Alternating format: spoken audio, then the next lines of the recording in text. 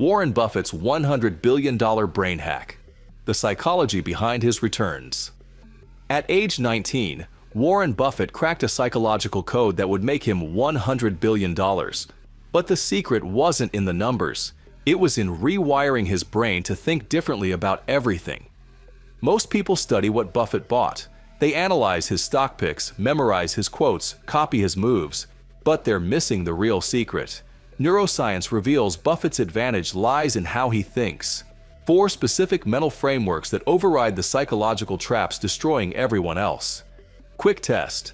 When your stock drops 20%, what's your first instinct? Hold hoping for recovery, double down because it's on sale, or sell to stop the bleeding? Your gut reaction reveals which psychological camp you're in, and whether you're wired for wealth or losses. While most investors' brains follow predictable emotional patterns, Buffett developed what psychologists call metacognitive awareness, the ability to observe and control his own mental processes in real time. The result?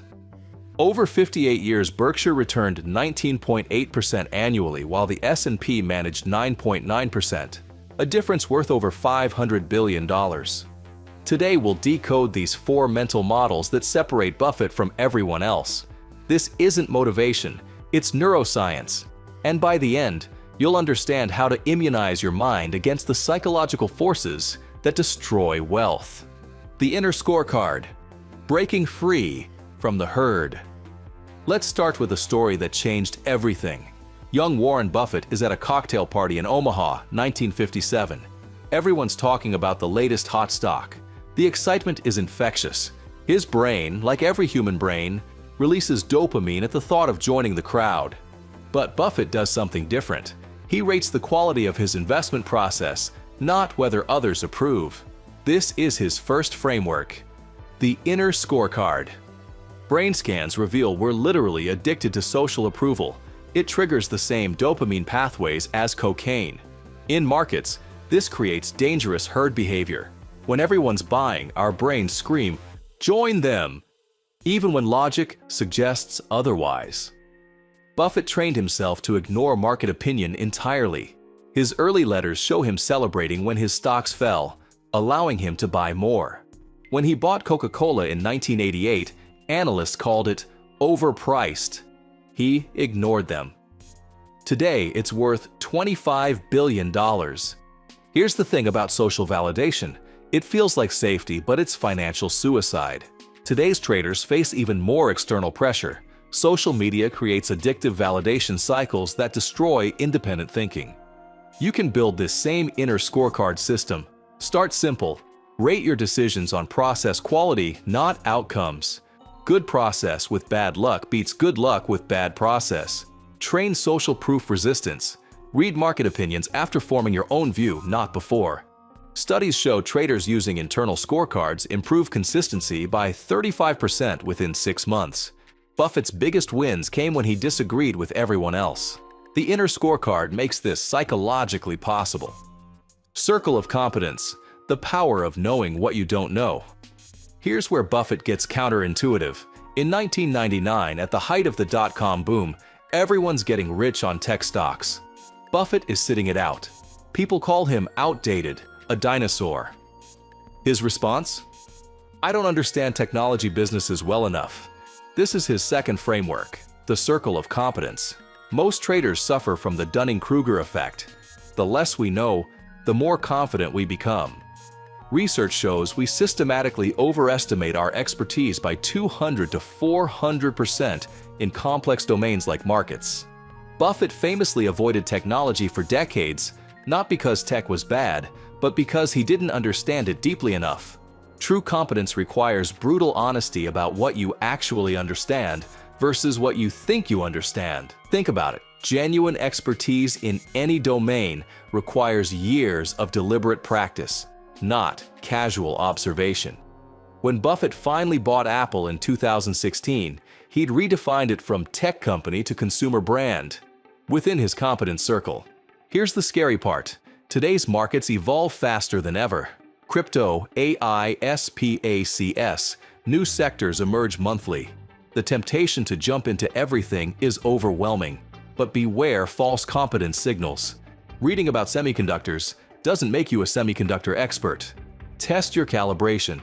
Explain complex concepts simply. If you can't, you don't truly understand them. Document your competence boundaries explicitly. Review quarterly. Admit knowledge gaps before markets expose them.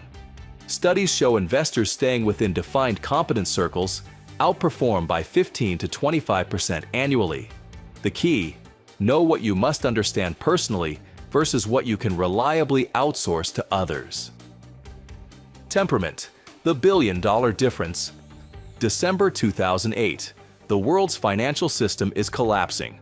While everyone else panics, Buffett invests $15 billion in the crisis. Same information, opposite reaction. What's the difference? Temperament. Buffett famously said, "Temperament is more important than IQ in investing." Neuroscience now proves this. Emotional regulation predicts returns better than intelligence. During market stress, your emotional brain literally hijacks rational decision-making. Cortisol floods the areas responsible for logic. But Buffett had trained his brain to feel excited during crashes. Brain scans reveal patience literally rewires neural pathways, strengthening areas associated with long-term planning. Stanford's marshmallow test proved delayed gratification predicts success better than IQ. Investing is the ultimate delayed gratification game. But here's the problem. Today's average stock holding period is 5 months. In Buffett's era, it was 8 years. Modern technology literally shortens our patience circuits. Buffett once waited 20 years to find the right insurance company. When he did, it became Berkshire's foundation. Temperament training begins with awareness. Monitor your emotional state before every investment decision. Like vaccine theory, controlled exposure to small market stresses builds immunity to larger emotional swings. Elite traders actually monitor heart rate variability. Physiological stress precedes bad decisions by minutes. Buffett creates emotional anchors, core principles that remain stable when markets go insane. Research confirms high-temperament investors achieve 20% higher risk-adjusted returns over decades. Long-term brain wiring, thinking in decades. Here's something fascinating. Neuroscience reveals long-term thinkers have fundamentally different brain activation patterns. Buffett didn't just think long-term, he rewired his brain to prefer delayed rewards. We're hardwired for hyperbolic discounting. $100 today feels more valuable than $110 next year. Buffett calls compound interest the eighth wonder of the world, but accessing it requires overriding our natural impatience. Modern markets increasingly reward quarterly thinking, creating opportunities for truly long-term investors. Buffett's best investments were held for decades. Coca-Cola since 1988, American Express since 1964. You can train long-term thinking through specific exercises. Studies show that regularly visualizing your future self increases willingness to delay gratification by 40%. Create metrics that reinforce long-term thinking. Track 5-year performance, not daily fluctuations. Long-term holders become anti-fragile. Market volatility becomes opportunity, not threat. Even diet and exercise affect time preference. Physical health literally improves your ability to think long-term. Data confirms investors with 10+ year horizons outperform by 300 to 500% over those focused on months. The challenge isn't understanding long-term thinking, it's implementing it in a world designed for instant gratification. Putting it all together. The magic happens when all 4 frameworks integrate. Inner Scorecard enables competence circle discipline. Temperament Control allows long-term thinking. Each framework strengthens the others. But here's the truth. Most people treat these as tips, not training. Psychological change requires sustained practice like physical fitness. Your brain resists radical change. Implement gradually. Small, consistent changes create lasting transformation. Start with one framework. Master Inner Scorecard first, then add competence circles, then temperament training. Build daily practices around each framework. Track implementation with specific metrics such as decision quality scores, boundary violations, and emotional episode frequency. Real investors using these frameworks report 25 to 40% improvement in decision consistency within 6 months. Buffett's success isn't about stock picking.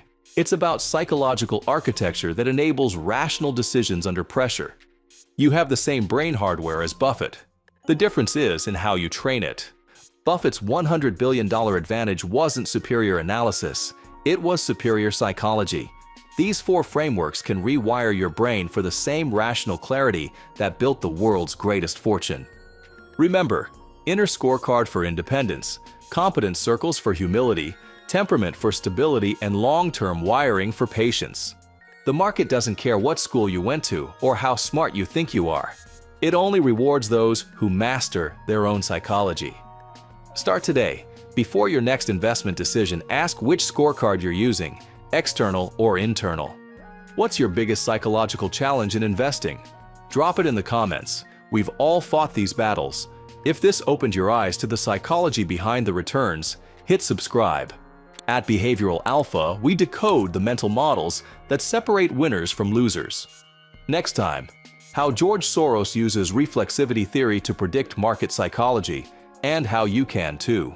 Remember, in markets, psychology is your ultimate edge.